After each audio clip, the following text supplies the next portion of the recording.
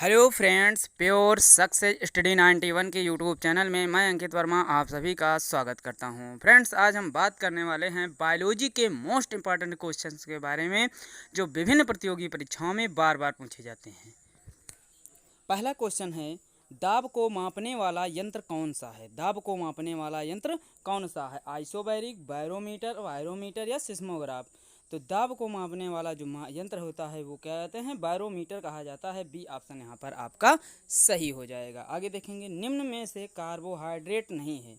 कौन सा कार्बोहाइड्रेट नहीं है? लैक्टोज नहीं, सुक्रोज नहीं, मक्खन नहीं या ग्लूकोज नहीं?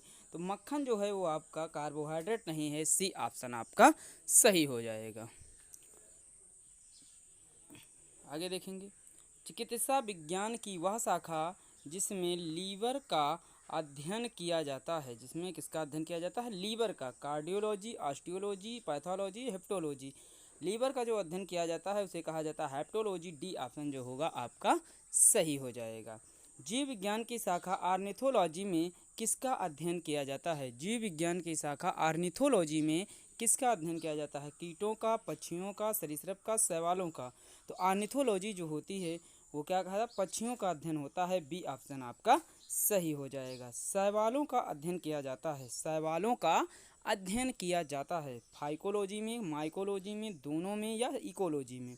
तो यहाँ पर जो शैवालों का अध्ययन होता है वो फाइकोलॉजी में किया जाता है। ये आपका ए ऑप्शन आपका सही हो जाएगा। आगे देखेंगे, उद्यान विज्ञान की वह शाखा जिसमें अंगूरों की खेती की जाती है। उद्यान विज्ञान की वह शाखा जिसमें अंगूरों की खेती की जाती है क्या कहा जाता है? सेरीकल्चर, पिसीकल्चर, विटीकल्चर या वर्मीकल्चर?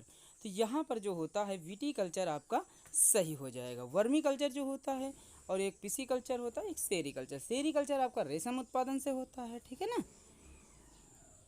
पिसीकल्चर जो होता है वो आपका मत्स्य उत्पादन से होता है। तो यहाँ पर सी ऑप्शन आपका सही हो जाएगा। एपीकल्चर का संबंध निम्न में से किससे है? रेशम कीट उत्पादन से, मधुमक्खी पालन से, मछली पालन से या वनों की खेती से? तो जो एपीकल्चर होता है वो मधुमक्खी पालन से होता है। बी ऑप्शन आपका सही हो जाएगा। आगे देखेंगे हम, निम्न में से कौन सा कोशिकांग केवल दोहरी झिल्ली से घिरा होता है? कौन सा कोशिकांग दोहरी झिल्ली से घिरा होता है उसे क्या कहते हैं? लाइसोसोम, राइबोसोम, केंद्रिका या माइटोकॉन्ड्रिया? कोशिकांग जो केवल दोहरी झिल्ली से घिरा होता है उसे माइटोकॉन्ड्रिया कहा जाता है। डी ऑप्शन आपका सही हो जाएगा। आगे, गोल्जी बॉडी को पादपों में किस नाम से जाना जाता है? गोल्जी बॉडी को पादपों में किस? टोनोप्लास्ट के नाम से, डिक्टियोसोम के नाम से, क्रोमोप्लास्ट के या लाइसोसोम के? तो गोल्जी बॉडी को पादपों में डिक्टियोसोम के नाम से जाना जाता है। बी ऑप्शन आपका सही हो जाएगा। कवकों की कोशिका भित्त बनी होती है सेल्यूलोज की, पेप्टिडोग्लाइकान की, काइटिन की या ए बी दोनों की? तो ये आपकी काइटिन की बनी होती है। सी ऑप्शन आपका सही हो जाएगा। आगे देखेंगे हम, अंतःप्रद्रव्य जालिका की खोज किसने की? अंतःप्रद्रव्य जालिका की खोज किसने? हाक्सले ने, बोवरी ने, वाटसन ने या पोर्टर ने? तो अंतःप्रद्रव्य जालिका की खोज जो है वो पोर्टर ने की। डी ऑप्शन आपका सही हो जाएगा। अनुलेखन, ट्रांसक्रिप्शन इंग्लिश में कहा जाता है, प्रक्रिया किस दिशा में होती? आरएनए से प्रोटीन, प्रोटीन से डीएनए, आरएनए से डीएनए या डीएनए से आरएनए? तो आपकी जो प्रक्रिया होती है वो डीएनए से आरएनए में होती है। ये आपका डी ऑप्शन सही हो जाएगा। आरएनए से फिर जब प्रोटीन में प्रक्रिया होती है ट्रांसलेशन कहलाती है। क्या कहलाती है? ट्रांसलेशन कहलाती है। उस वैज्ञानिक का नाम बताइए जिसने सर्वप्रथम जीवित कोशिका की खोज की है। रॉबर्ट ब्राउन ने, एंटनी वान लीeuwenhoek ने, रॉबर्ट हॉयड ने या स्लाइडन ने? तो एंटनी वान लीeuwenhoek ने जो है वो की है। बी ऑप्शन आपका सही हो जाएगा। कोशिका सिद्धांत किसके द्वारा दिया गया? कोशिका सिद्धांत किसके द्वारा? स्लाइडन सॉन के द्वारा, रुडोल्फ विर्चो द्वारा, रॉबर्ट ब्राउन के द्वारा, रॉबर्ट हुक के द्वारा? तो कोशिका सिद्धांत स्लाइडन तथा स्वॉन नामक वैज्ञानिकों के द्वारा दिया गया। ए ऑप्शन आपका सही हो जाएगा। चिकनी अंतःप्रद्रव्य जालिका SER किसके संश्लेषण के लिए एक मुख्य निर्माण स्थल की तरह कार्य करती है? ये lipid, steroid, protein, ribosome, DNA? तो ये लिपिड और स्टीरॉयड के रूप में कार्य करती है। ए ऑप्शन आपका सही हो जाएगा। इलेक्ट्रॉन सूक्ष्मदर्शी द्वारा सघन कणिकामय संरचना राइबोसोम की खोज किसने की थी? इलेक्ट्रॉन सूक्ष्मदर्शी द्वारा सघन कणिकामय संरचना राइबोसोम की खोज जॉर्ज पैलेडे ने, कोलिकर ने, बावरी ने या स्टाकबर्गर ने? तो जॉर्ज पैलेड ने की थी। अगला देखेंगे, टोनोप्लास्ट क्या है? टोनोप्लास्ट जो है वो पादप कोशिका की राजधानी पर पाई जाने वाली एकल झिल्ली होती है।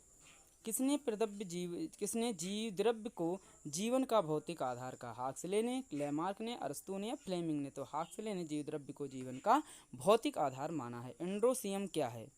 मादा जननांग, नर जननांग या ए बी दोनों या इनमें से कोई नहीं? तो ये एंड्रोसियम जो होता है वो नर जनन अंग भाग होता है। प्रकाश संश्लेषण कैसी अभिक्रिया है? उपचयी, अपचयी है, उपचयी है, ये भी दोनों हैं, इनमें से कोई नहीं?